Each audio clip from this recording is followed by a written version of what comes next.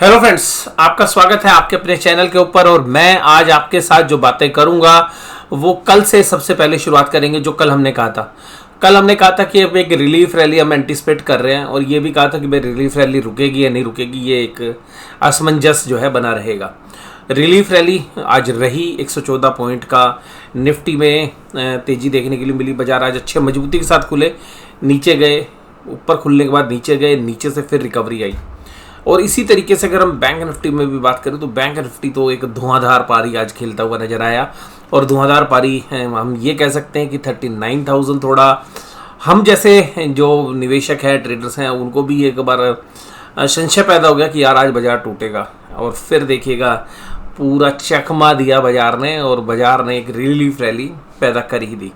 यानी कि कुल मिलाकर जो असमंजस की स्थिति थी वो लगभग पूरी हुई। लेकिन इसमें मुझे पर्सनली एक चाल लगती है। चाल का मतलब क्या है कि आज देखिएगा, सब लोग जानते हैं फ्राइडे था तो ज़्यादा बड़े ट्रेड्स होते नहीं हैं, और हम रिलीफ रैली एंटिसिपेट कर रहे थे। रीज़न एक ही था यार, बाजार ज़्यादा ओवरसोल्ड था, और कोई रीज़न नहीं था।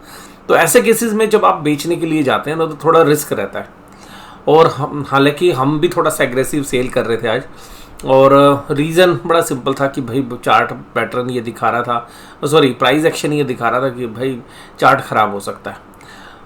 हालांकि इसका जो बढ़िया पार्ट रहा वो ये रहा कि हमने कॉल ऑप्शंस जो सेल कर रखी थी उनको हमने फ्यूचर्स में कन्वर्ट कर दिया था कि भाई कोई बात नहीं, कॉल से हम पूरा हेज नहीं कर पाएंगे।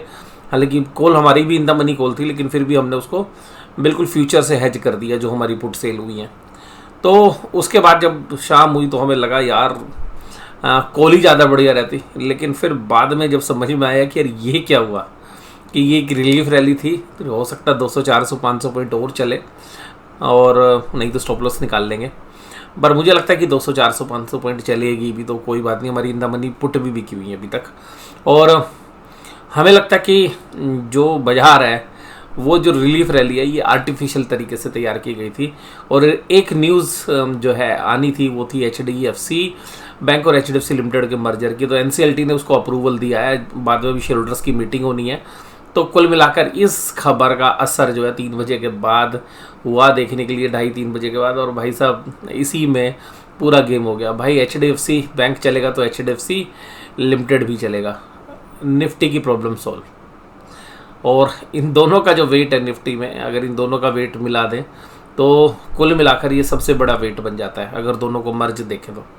वहीं पर निफ्टी में देखेंगे तो निफ्टी में वेट किसका है, सॉरी बैंक निफ्टी में HDFC बैंक, ICICI बैंक।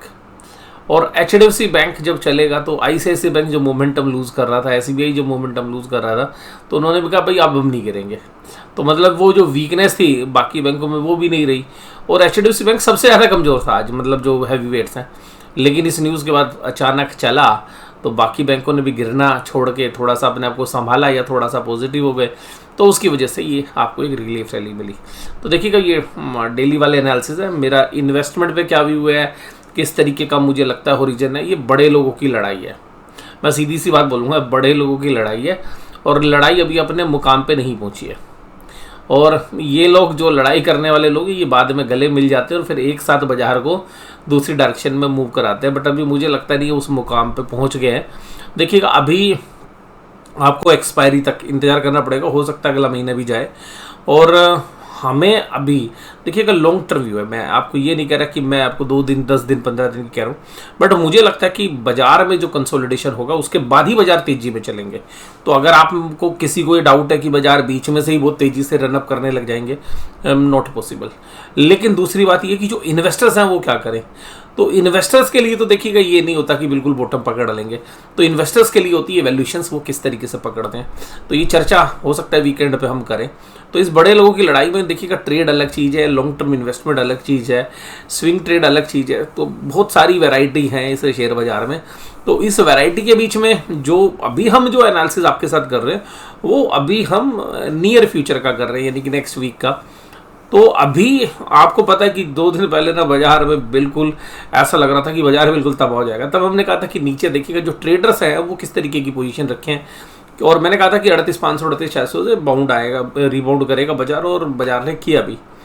मैं रिलीफ रैली के बाद 2 दिन पहले भी कर रहा था, हालांकि उस दिन फिजल आउट हो गई। और कल भी मैंने ये कहा था कि भाई हम एंटिसिपेट करें, हो सकता है कि देखिएगा बाजार ने जो पीछे लो लगाया था उसके बाद बाजार ने 41,900 लगाया, उसके बाद बाजार ने लो लगाया, उसके बाद बाजार अगली रैली में 41,600 700 से फिर गया। इस बार बाजार थोड़ा ज़्यादा नीचे जाके गिराया क्योंकि 39,400 नहीं टूटा था, तो जो अदानी एपिसोड है उसके आसपास तो क्या होता था 39,400 से, इस बार 39,400 तोड़ के बाजार 38,600 तक गया 3600 से। तो जो रीबाउंड करके रैली है वो हो सकता है 40,200 तक जाए, 40,300 तक जाए, लेकिन बाजार ने आना फिर नीचे है, जो मैंने कल भी आपके साथ चर्चा की थी। अब वो हो सकता है वहां जाके आए, और अगर बाजार में क्योंकि इंटरनेशनल मूड माहौल है हो सकता है यहां से भी वापस हो जाए। तो अब जो स्थिति है, अब हम ये मान रहे हैं ट्रेडिंग एंगल से कि बाजार अगर ऊपर की तरफ जाएगा तो उसको हमने एज ए सेलिंग अपॉर्चुनिटी लेना है, और फिर हम 5-7 दिन के लिए बैठेंगे, फिर हमें लगता है कि बाजार फिर हमें नीचे का रुख दे देगा। और मुझे तो ऐसा लग रहा है कि सोमवार को भी दे सकता है, कि सोमवार को, क्योंकि जो ऐसा लगा मुझे कि जैसे HDFC बैंक के कंधे पर रख के बंदूक, और ये आज इंट्राडे का गेम खेला गया है, यानी कि इंट्राडे में एक नीरसता थी, फ्राइडे था, सबको लग रहा था मंदी रहेगी, सब लोग मंदी में बैठे थे, एक पुल बैक कर दिया इंट्राडे के सारे ट्रेडर्स का प्रॉफिट चौपट कर दिया, उनको लो से बदल दिया, गेम ख़त्म हो गया, नया दिन नया सवेरा। तो मुझे लगता है कि ये आज की शायद स्ट्रेटेजी रही होगी, और मेरा जो आउटलुक है अब सेल ऑन राइज है, अब सेल ऑन राइज है। और सेल ऑन राइज इसलिए है कि भाई नीचे से एक पुल बैक होना था, वो हो गया, 400-500 पॉइंट और भी हो सकता है, और क्योंकि 41,600 तो नहीं जाएगा अभी, और मुझे लग रहा है कि अभी 40,000 की लाइन में चला जाएगा, 40,200, 40,300, 40,400, बट वहाँ जाए भैया सेलिंग। और मैं तो देखिएगा, मैंने कहा मैंने तो यहीं पे फ्यूचर में पोजीशन कन्वर्ट किया, और भी ऊपर जाएगा तो और भी शॉर्ट पोजीशन हम बिल्डअप करेंगे, और नहीं करेंगे ना तो सबसे खास बात ये कि भाई जो पुट बेच रखी है उनमें अच्छे वाला प्रॉफिट आना शुरू हो जाएगा, उनको कवर करना शुरू करेंगे। फिर मंथली या जो आगे की हमारी जो ऑप्शंस हैं, जो पुट ऑप्शंस हैं, उनसे हम हो सकता है कि हफ्ते वाली में या जो नियर जिनमें ज़्यादा बीटा है उनमें कन्वर्ट कर सकते हैं। तो जो लोग ट्रेडर्स हैं FNO के, उनको ये बात समझ में आ रही होगी।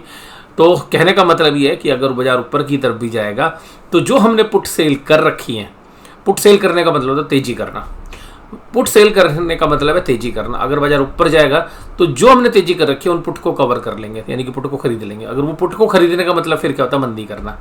तो ये स्ट्रेटेजी हम फॉलो करने वाले हैं अगर बाजार ऊपर की तरफ जाता है, और फिर हम बाजार के अंदर उनको कवर करने के बाद हम जो नियर फ्यूचर की पुट हैं उनको हम सेल करना शुरू करेंगे। ये स्ट्रेटेजी हमने प्लान की है। और अगर देखिएगा बाजार पहले ही नीचे चला गया तो भाई फिर क्या होगा, फिर ये हो सकता है कि हम फ्यूचर्स के प्रॉफिट को एक बार काट लें, क्योंकि नीचे जाके फ्यूचर्स को अपने साथ कैरी करना थोड़ा सा रिस्की होता है। तो वहाँ से फिर हम टाइम वैल्यू ऑफ मनी यानी कि कॉल्स की तरफ शिफ्ट कर जाएंगे। तो कहने का मतलब है कि जैसे जैसे मंदी होगी बाजार नीचे नीचे जाना शुरू करेंगे, हम अपना प्रॉफिट बुक करेंगे कॉल साइड में या फ्यूचर्स की तरफ, और बाजार ऊपर की तरफ जाएगा तो हम अपनी पुट को कवर करेंगे, यानी कि वहाँ भी प्रॉफिट लेंगे। और पुट कवर होने के बाद हो सकता है कि हम और मंदी विद हेज जो है बना सकते हैं। तो कहने का मतलब ये है कि बाजार अभी सेल ऑन राइज का है, जल्दी नहीं है। बाजार जब भी बड़ी तेजी करेगा, बाजार पहले 10 दिन 15 दिन 1 महीने नीचे लेवल्स पर जहां पर भी बेस बना है वो 38,300 हो, 3500 हो, 37,500 हो, क्योंकि वो अच्छी स्पोर्ट है, वहाँ हो, पहले वहाँ टाइम स्पेंड करेगा, माल इकट्ठा करेंगे, बड़े प्लेयर्स तेजी करने वाले पर अपने पूरी पोर्टली में माल भरेंगे, और फिर उसके बाद तेजी होगी।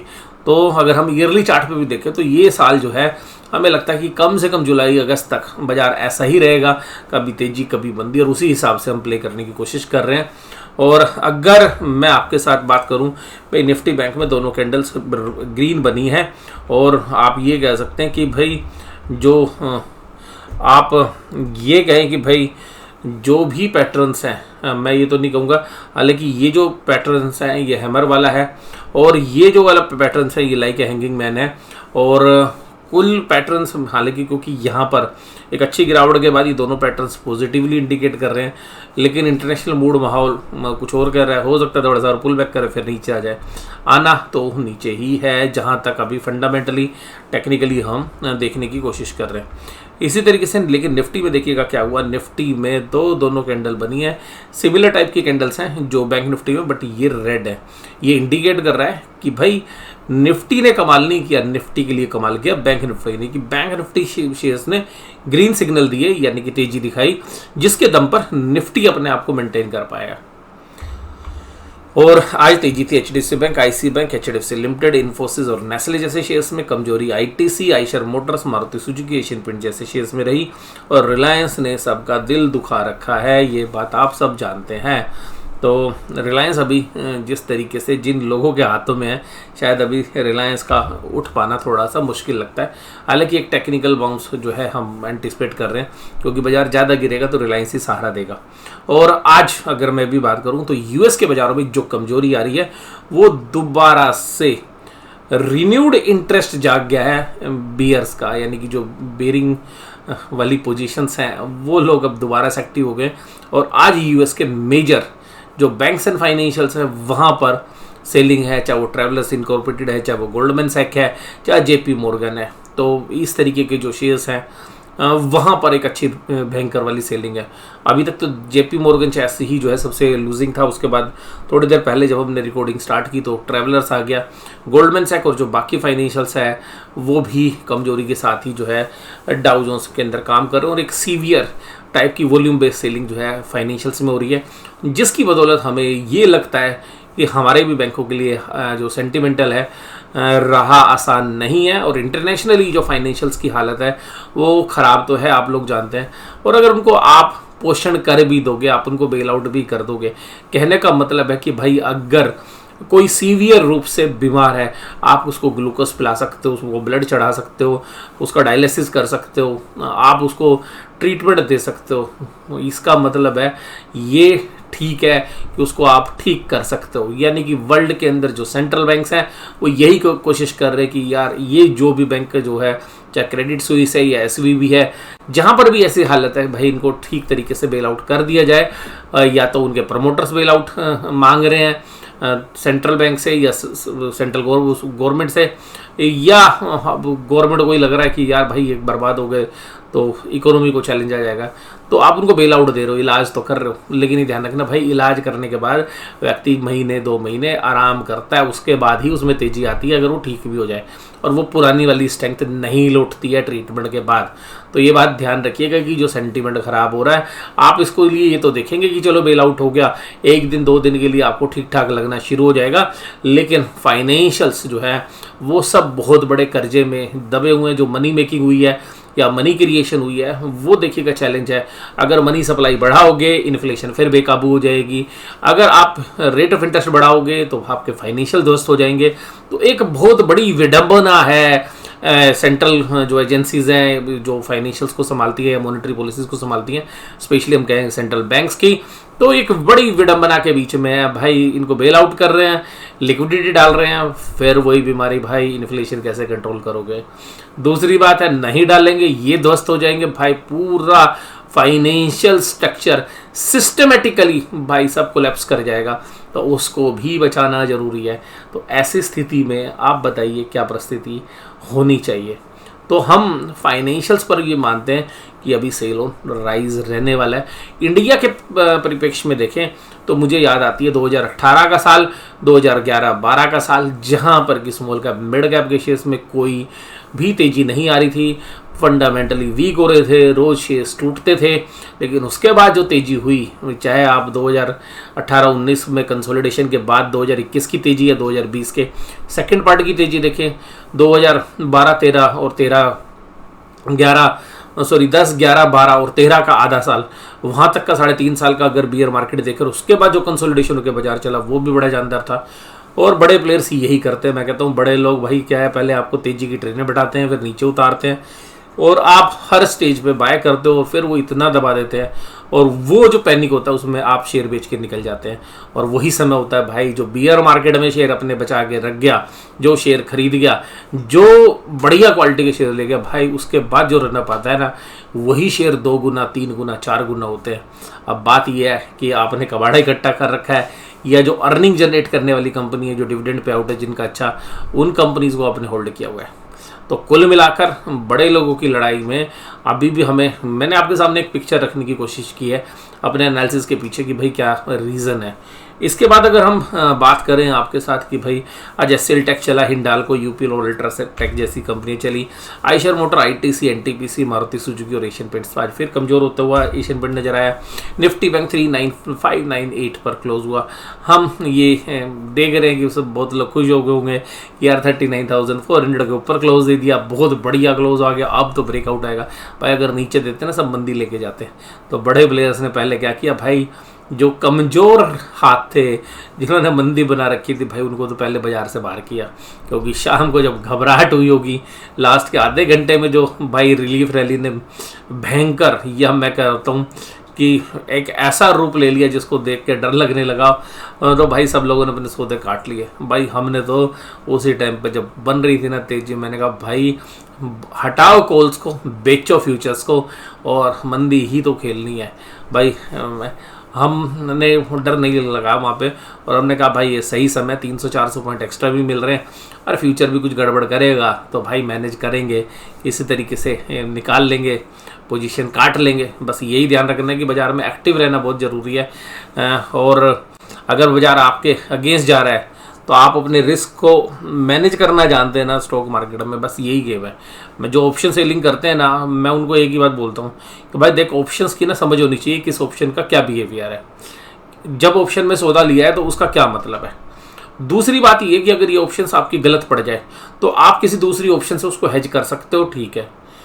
नहीं कर सकते, फ्यूचर का सहारा ले लो। और अगर आपको लगता है कि नहीं भाई इससे किसी तरीके से बात नहीं बनेगी, सौदे को एक बार काट दो, बाहर आ जाओ, ठंडे दिमाग से अगले दिन फिर सोचेंगे और फिर सौदा बनाएंगे। तो ये मेरे अपने पर्सनल एक्सपीरियंस है, जो मैं उम्मीद करता हूँ कि जो ट्रेडर्स हैं उनके काफ़ी काम आ सकते हैं, बट सबकी अपनी अलग अलग देखो मेंटलिटी होती है। और उसके बाद अगर हम बात करें तो आज मुझे जो पर्सनली लगा भाई, एचडीएफसी बैंक के दम पे पूरा सेंटीमेंट भी सुधारा गया, हैवी वेट भी था और गेम बदलने की कोशिश की गई। और कोटक महिंद्रा बैंक हमारा फेवरेट है, आपको पता भी है, चल गया भैया ठीक है। अब तू 1706 का हाई लगा दिया है, 1708-10 के आसपास फिर तेरे को सेलिंग झेलनी पड़ेगी, क्योंकि ऐसा कुछ नहीं हुआ है रिजल्ट के फ्रंट पे, लेकिन जो असेट्स है इसके पास उसके हिसाब से। हालांकि यहाँ पे शेयर ठीक है, मुझे तो देखिएगा अच्छा लगता है अगर ये शेयर्स नीचे आता है, और ट्रेड के लिए भी और बाद में इन्वेस्टमेंट के एंगल से भी। तो एक बड़ा यार बीटन डाउन थे ये शेयर्स, जब 38,500-700 पे लोग पैनिक ले रहे थे। मैं कहा भाई अब देखो पैनिक वाले लोग माल बेच रहे हैं, समझदार लोग माल उठा रहे हैं, 2 दिन बाद इसको ऊपर ले जाएंगे। फिर जिन्होंने शॉर्ट पोजीशन बना रखी फ्यूचर में वो डरेंगे, फिर वो अपने सौदे काटेंगे और फिर बाजार में वही बड़े प्लेयर दोबारा नीचे ठोकेंगे। तो गेम सारा सेंटीमेंट का है, समझ का है, पेशेंस का है और पोजीशन साइजिंग का है। और सब मेन देखिए, मुझे जो पर्सनली लगा मैं वो सारी बातें आपको बता रहा हूँ। पोजीशन साइजिंग छोटी हो ना, अगर आपकी 50 लोट में खेलने की कैपेसिटी, आप 10 लोट में खेलो, आप गलत भी हो जाओगे ना, निकल के आ जाओगे। लेकिन आपकी 50 की लोट की कैपेसिटी या लीवरेज लेके आपने 100 लोट कर लिए, भाई बाजार कभी ना कभी आपको फंसा ही देगा। और आज देखिएगा फाइज ने फिर ठोक दिया बाजार को। अब ये संकेत दे रहा है, इस संकेत को देखो, क्या इसने 1746 करोड़ की सेलिंग की के लिए बड़ी अच्छी ऑप्शन बाय करके गए। तो मैंने कहा था ऑप्शन बाय कर दो, कुछ हिस्सा कॉल का भी होगा, इतनी बड़ी ऑप्शंस है। तो इन्होंने भी चाहा बाजार को ऊपर खींचने दो, अपनी कॉल बेच देते हैं। अपनी कॉल बेच ली, इसका मतलब है कि जो कॉल का हिस्सा था उन्होंने बेच दिया। अगर यहाँ भी बाइंग आ रही होती, मैं आपको सीधा सीधा बताता हूँ एक चीज़, अगर यहाँ भी बाइंग की फिगर होती, मैं आपको छाती ठोक के बोल देता भाई 1000 पॉइंट बैंक निफ्टी ऊपर जाएगा। अगर ये फिगर प्लस की होती, मैं छाती ठोक के कहता भाई साहब कि ये 20,000 करोड़ की बाइंग और इस बाइंग को यहाँ भी बाइंग होती, तो इसका मतलब क्या होता है? इसका मतलब होता भाई ये बाइंग लेके गए हैं और सेलिंग ये कर चुके हैं, कैश इनके पास है, बाजार को खींच के 1000 पॉइंट ऊपर लेके जाएंगे। लेकिन इन्होंने कॉल काट दी, क्योंकि तेजी हुई, इन्होंने कॉल काट दी। इसका मतलब इनके पास क्या है? पुट है। अभी सारा माल इन्होंने बेच के बैठे हैं, फ्यूचर्स में मंदी बना रखी है, और डीआईज खरीद रहा है, तो डीआईज को क्या करेंगे, डीआईज को पटकनी देनी है। कब देंगे पटकनी, डीआईज को पटकनी देंगे एफआईआईज कब, लास्ट वीक में। तो अब ये दोबारा से कहेंगे लो माल ले लो, माल ले लो, माल ले लो, धीरे धीरे नीचे ला रहा है। एफआईआईज को इतना स्मार्ट मैंने ना कभी नहीं देखा, इतने स्मार्टली काम कर रहे हैं जब एक मजबूत डीआईज खड़ा है, क्योंकि डीआईज इतने मजबूत नहीं थे, रिटेलर्स के दम पर ये भी मजबूत हो गए। एफआईआईज ने बहुत स्मार्टली माल जो है चिपकाया है। अब हालत ये होगी कि रिटेल कह रहा है भाई मैं डीआईज तुम्हें पैसे क्यों दूं, और मीडिया में, सोशल मीडिया में, टीवी चैनल्स पे आपने बहुत बार सुना होगा India growth story, India growth story, India growth story, लेकिन उन्होंने कभी ये नहीं बोला। हम भी कहते हैं भाई इंडिया की ग्रोथ स्टोरी है, इंडिया बहुत अच्छा करेगी, इंडिया की स्टॉक मार्केट बहुत अच्छा करेगी, इंडिया में बहुत जबरदस्त वेल्थ क्रिएशन होगी, बट कभी ये नहीं बताया कि भाई कौन सी चीज़ लेनी है, कौन सी नहीं लेनी, कौन सी चीज़ बहुत महंगी है। इतनी महंगी वैल्यूशन पे तो भाई अमेरिका के बढ़िया से बढ़िया बैंक मिल जाएंगे, इस वैल्यूशन में तो अमेरिका की बड़ी से बड़ी अमेजोन, फ्लिपकार्ट, अमेजोन या टेस्ला या उसके अलावा माइक्रोसॉफ्ट, मतलब आप ये समझिएगा, या गूगल या अल्फ़ाबेट्स, मतलब गूगल या अल्फ़ाबेट एक मतलब है, आप इन कंपनीज को ले लोगे, इंडिया की जो दिग्गज कंपनियां उनकी वैल्यूशन से 1/3 पर, लेकिन कोई आपको नहीं बताएगा, क्योंकि यहाँ पे पंप हो रहा है और भाई फ्यूचर से वो सब चीज़ें एडजस्ट हो रही हैं। तो रीज़न ये है कि मैं भी बिलीव करता हूँ इंडिया में बढ़िया पैसा बनेगा, लेकिन ध्यान रखिएगा पैसा बनेगा पेशेंस के साथ, आराम से तसल्ली से बैठेंगे, सही शेयर्स ले रखे हैं, वैल्यूशंस ठीक है, एक दो शेयर्स आपके पोर्टफोलियो के ख़राब भी होंगे, ये भी लिख के दे रहा हूँ, मेरे के भी होंगे, राम के भी होंगे, शाम के भी होंगे भाई। और हम तो ये कहते हैं सबसे बढ़िया दिग्गज इन्वेस्टर राकेश झुंझुनवाला के पोर्टफोलियो हम देखते थे, तो हर साल ऐसा होता था कि 20-25 शेयर्स में से ना दो तीन कंपनियाँ तो गायब भी हो जाती थी, और कुछ ऐसी कंपनीज थी मतलब वो उसमें इन्वेस्ट करते थे, बड़ा बोलते भी थे, और उसके बाद भी 2-4 कंपनियाँ ख़राब हो जाती थी। तो ये जो है हर पोर्टफोलियो इन्वेस्टर के साथ होगा, ये बात पक्की, लेकिन डिसिप्लिन के साथ जो बैठा रहेगा वही बेताज बादशाह जो है बाद में कहलाएगा। और इंडिया के अंदर कुछ कंपनीज जो है ना साइक्लिकल है, बहुत अच्छा प्रॉफिट कमाती है। कुछ मैं पैकेजिंग कंपनी को जानता हूँ, उनका साइकिल क्या होता है मैं आपको यहीं पे दिखाता हूँ। उनकी साइकिल क्या होती है, वो शेयर्स मतलब आप उसकी 5 साल की साइकिल देखिए, 5 साल ऐसे चलेंगे,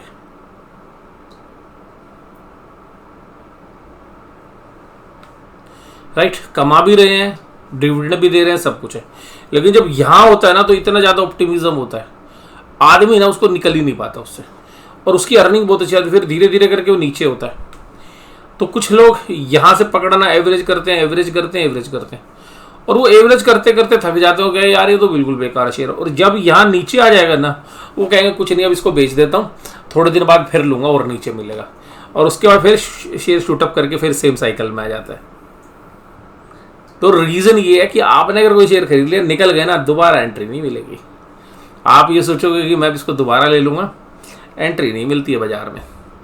बस एक ही तरीका है कि बियर मार्केट में धीरे धीरे अपने पोर्टफोलियो में जोड़ते रहो, पेशेंस दिखा दो, इस साल बैठे रहो, इस साल जो माल इकट्ठा कर लोगे उसके बाद हो सकता है कि अगला साल भी 5-6 महीने, बट हर 5 साल में 8 महीने 6 महीने ऐसे आते हैं जहां आपके पैसे 4 गुना हो जाते हैं। मुझे याद है मैं ट्राइडेंट लेके बैठा रहा बहुत दिनों तक, और ट्राइडेंट ने जो रिटर्न्स दी मुझे उम्मीद थी डबल होगा, इससे ज़्यादा क्या होगा, डबल में निकल गया, उसका तो 6 गुना 7 गुना हुआ हमारे भाव से।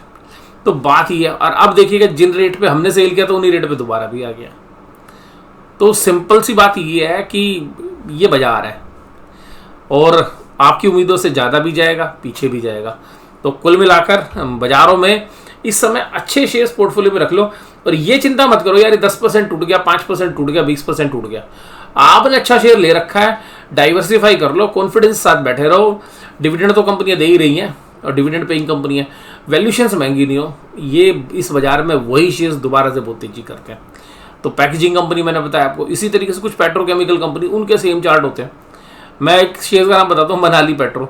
मनाली पेट्रो का शेयर्स मैंने 20 रुपये लिया, मैंने 40 रुपये में बेचा, मैंने 45 रुपये में फिर ले लिया, मैंने 55 रुपये में बेचा, 55 से वो दोबारा से गिर के मुझे 37-38 रुपये मिला, मैंने खरीद लिया। उसके बाद वो 21 रुपये आ गया, और उसके बाद वो शेयर मैंने ये सोचा यार इसको बेचना नहीं है, उसका कुछ हिस्सा हमने 100 रुपये के आसपास बेचा, फिर वो शेयर नीचे गिरना शुरू। मैंने कहा यार ये तो शेयर रख नहीं है, फ्री के नहीं बेचने। अब वो शेयर दोबारा से उन्हीं भाव पे आ गया जहाँ हमने खरीदा था। तो कुल मिलाकर बात यह है कि बाजार के अंदर आप टॉप या बॉटम नहीं पकड़ सकते, बट ये बात पक्की आप वैल्यूएशन को पकड़ सकते हैं। आज की इस वीडियो में मैंने यही बताने की कोशिश की है कि भाई क्योंकि ये जो समय है वो ऐसा चल रहा है, मैं इस तरीके से ये बातें आपके साथ कर रहा हूँ क्योंकि यहाँ पर मैं ये चाहता हूँ कि भाई रिटेल इन्वेस्टर्स के पैसे ना बिगड़े, सिंपल सी बात ये। और जब बाजार ऊपर भाई खूब तेजी कर रहा था ना, मैं कहता था भाई मैं तो कैश में बैठा हूँ, मैं तो कैश में बैठा हूँ। बहुत बार तक हमने ये कहा, और अब देखिएगा जैसे जैसे धीरे धीरे कर हम डेप्लॉय करने लग रहे हैं, और डेप्लॉय करने के बाद भी ना ये टूट रहे हैं।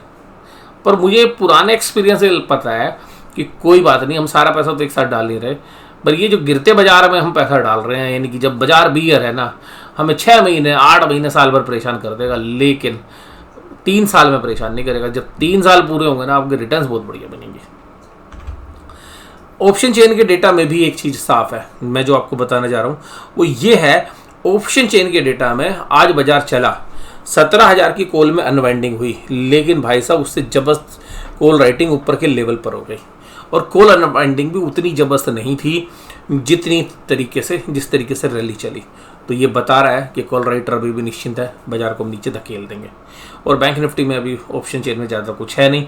तो आज की इस वीडियो में बस केवल इतना ही। वीडियो आपको कैसी लगी जरूर से जरूर मुझे कमेंट बॉक्स में बताइएगा। आज के डेली एनालिसिस वीडियो में मैंने इन्वेस्टर्स किस तरीके से सोचते हैं, ट्रेडर्स किस तरीके से सोचते हैं, बड़े लोगों की लड़ाई में जो ट्रेडिंग है वो अलग गेम है, इन्वेस्टिंग अलग गेम है, थोड़े समय के लिए आपने निवेश करना है वो एक बिल्कुल ही एक डिफरेंट गेम है, वो रिस्क से भरा भी हुआ होता है, मैं सीधी सी बात बोलूं। और इंट्राडे मैं देखिएगा जो चीज़ मैं बिल्कुल क्लियरली अवॉइड करता हूँ, मैं आपको बता दूं, मुझे जो बिल्कुल पसंद नहीं है और जो मुझे पर्सनली लगता है कि उनसे पैसे नहीं बन सकते, हो सकता है कि आप बना लो। पहला है इंट्राडे ट्रेड। इंट्राडे ट्रेड में पैसे बनाने मुझे बिल्कुल ऐसा लगता है कि लगभग असंभव है डिलीवरी बेस में। दूसरी बात, मुझे लगता है कि ऑप्शंस बाइंग करके सस्टेनेबल बेसिस पे पैसे कमाना मुश्किल है। आप 2 बार कमा लोगे, 4 बार कमा दोगे, या वो जो साइकोलॉजी है ना वो मेरी नहीं है, क्योंकि मुझे लगता है कि मैं यार ये पैसे केवल और केवल टाइम वैल्यू के फ्री के दे रहा हूँ, तो वहाँ नहीं। मैं भी ऑप्शंस खरीदता हूँ, लेकिन मैं केवल उन ऑप्शंस को खरीदना पसंद करता हूँ जहाँ मुझे खाली इंट्रेंसिक वैल्यू देनी पड़े, टाइम वैल्यू मुझसे ना मांगो, या टाइम वैल्यू लो तो बस मामूली से लो। तो मुझे लगता है कि आज की इस वीडियो के अंदर आपको बहुत सारी बातें समझ में आई हुई होंगी, और वीडियो आपको कैसी लगी जरूर से जरूर मुझे कमेंट बॉक्स में बताइएगा। और आपके लिए मैं यही कहूँगा कि शुभ रात्रि। आज अब कोई दूसरी वीडियो हम नहीं शेयर करेंगे, अल्फा मेंबर्स की वीडियो कल हम शेयर करेंगे, और इसके अलावा जो है वीकेंड पे आप एंजॉय करिए, 1 या 2 वीडियो जो है हम शेयर करेंगे, 1 या 2 अल्फा मेंबर्स की, 1 वीडियो आपके नॉर्मल फोरम के ऊपर, और वो स्टॉक्स पे रिलेटेड भी हो सकती हैं। और वो मैं ज़्यादा यही चर्चा करूँगा कि भाई मार्केट का माइंड सेट कैसे काम करता है। और आज जो है मुझसे कुछ जो है सिक्योरिटीज़ जो है जहाँ पे मेरा ब्रोकिंग अकाउंट है, वहाँ से 2 जो है एक्सपर्ट्स हम कह सकते हैं जो प्रोफेशनल्स हैं, वो सब मुझसे मिलने भी आए। तो मैंने उनसे एक ही बात कही, और वो जो बात है वो मैं आपको भी कहना चाहूँगा कि बाजार में ना आप ये कहेंगे कि आप प्योर फंडामेंटल बेसिस पे पैसा कमाएंगे, असंभव है। आप प्योर टेक्निकल बेसिस पे पैसा कमाएंगे, असंभव है। आप साइकोलॉजी के बेस पे पैसा कमा सकते हो, हाँ मैं पॉसिबल मानता हूँ। खाली साइकोलॉजी पे आप पैसे कमा सकते हो विदाउट फंडामेंटल और विदाउट मतलब आपको टेक्निकल्स को। लेकिन अगर आपने तीनों चीज़ों का कॉम्बिनेशन बना लिया, आप बाजार की साइकोलॉजी को भी समझें, आप टेक्निकल्स को भी देखें और फंडामेंटल्स को भी देखें, अगर आपको तीनों कॉम्बिनेशंस कोई राय दे रहे हैं तो आप पैसा बनाएंगे। उसके बावजूद स्टॉप लॉस जरूर ध्यान रखिए अगर आप ट्रेडर हैं। तो इन्वेस्टर्स हैं तो वैल्यूएशन हमेशा ध्यान रखिए, समय आपके साथ आ जाएगा, देर सवेर वैल्यूएशन की ही जीत होती है। जैसा बोलते हैं ना, सच की हमेशा जीत होती है, हमें स्कूल कॉलेज में पढ़ा जाता था। मैं इन्वेस्टर्स को यही बोलता हूँ, भाई वैल्यूएशन की हमेशा जीत होती है, बट ध्यान रखिएगा जो वैल्यूएशंस हैं वो अकाउंट सच्चे हों। ऐसे ना हो जैसे पहले कुछ ग्रुप होते थे, आज से 10-15 साल पहले एक ग्रुप हुआ करता था भाई, वो ऑडिटर्स से कुछ भी लिखवा लेते थे, और उनकी भाई हर साल 1-2 नई कंपनी, एक ही कंपनी में से नई कंपनी, और इतनी वेल्थ क्रिएट कर देते थे। और जो वहाँ पे रूलिंग पार्टी थी उसका साथ होता था। जैसे आज की डेट में अदानी जी का आप बोलते हैं कि बीजेपी का साथ है या सरकार का साथ है, उसी तरीके से उस समय पर होता था इंडिया बुल्स ग्रुप, और उसका मानते थे कि भाई जो कांग्रेस या एनडी की गवर्नमेंट है उसका साथ है, सॉरी यूपी की गवर्नमेंट है उसका साथ है, तो वो भी ग्रुप बहुत बढ़िया तरीके से तेज़ी से कर रहा है। लेकिन ये फेवरेट्स और नॉन फेवरेट्स की जो है स्टोरी बाजार में चलती रहेगी कभी और भी। आपको आज का एनालिसिस कैसा लगा जरूर से जब मुझे कमेंट बॉक्स में बताइए। वीडियो लंबी है बट बड़ी रोचक मज़ेदार है, बहुत सारी सीख मैंने आपको देने की कोशिश की है। वीडियो देखने के लिए धन्यवाद, थैंक यू वेरी मच।